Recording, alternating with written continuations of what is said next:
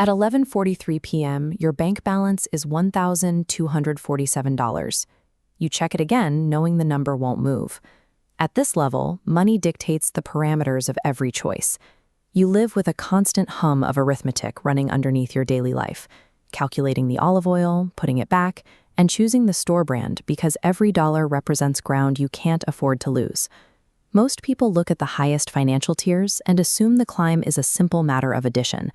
They believe that wealth is just a scaled-up version of their current life, the same decisions, just with significantly more commas. But the mechanics of money shift into different modes at each threshold.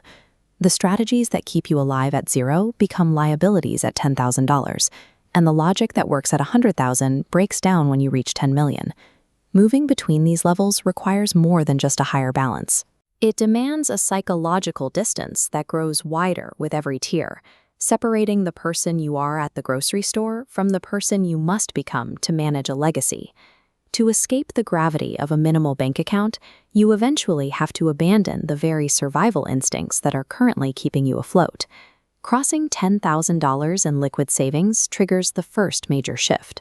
For the first time, you stop viewing money as a source of anxiety.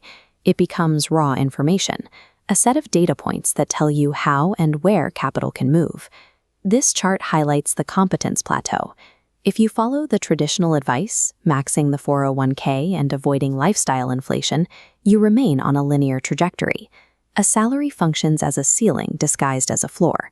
It makes you excellent at surviving, but to build wealth, your income must diverge from the standard path of trading hours for dollars. You begin acquiring assets that earn while you sleep, a rental property, an index fund, or a side project that scales. You are no longer the primary engine of your income. The machine you built is now doing the heavy lifting. This level requires you to protect your capital with a coldness you didn't need before. You start saying no to social obligations, destination weddings you can't afford without liquidating a position, or group holidays where the costs are split regardless of usage. Winning the first era of capital means you have successfully severed the link between your physical time and your financial survival. Reaching $1 million is rarely the celebratory moment people imagine. Instead, you realize it is merely a proof of concept. At a 4% withdrawal rate, $1 million yields $40,000 a year, a starting point for a new life, not the end of the journey. Your relationship with risk changes around $300,000. Success is no longer about avoiding a loss. It's about choosing which losses are worth sitting with. When an investment drops $9,000, you don't pull back, you reposition, accepting that volatility is the price of admission.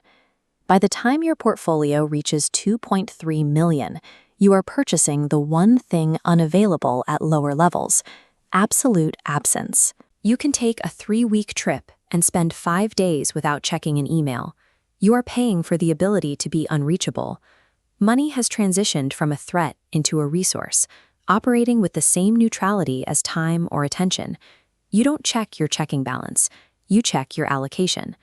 Reaching this middle tier transforms capital into a programmable tool, one that you use to manufacture options rather than just to survive the month. At $5 million, the game shifts from accumulation to strategic placement. You are moving capital now, not working for it. You have reached the altitude where your existing assets have enough mass to start purchasing other assets without your intervention.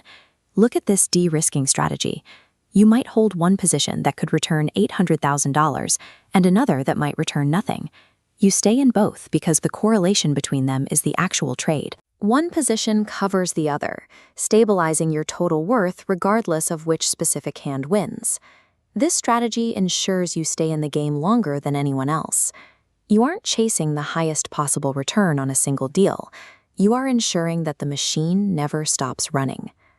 As you cross 10 million, your reputation functions as a financial instrument. Your track record generates opportunities and returns, independent of your active decisions, simply because of your presence in the market. You are invited into rooms with family offices and private equity firms, not as a courtesy, but because your pattern recognition is a useful tool for their own capital. Your ability to see how a deal fits into the wider market makes you a valuable partner. Era 3 is mastered when your wealth operates as a self-sustaining system, requiring your strategic direction rather than your presence.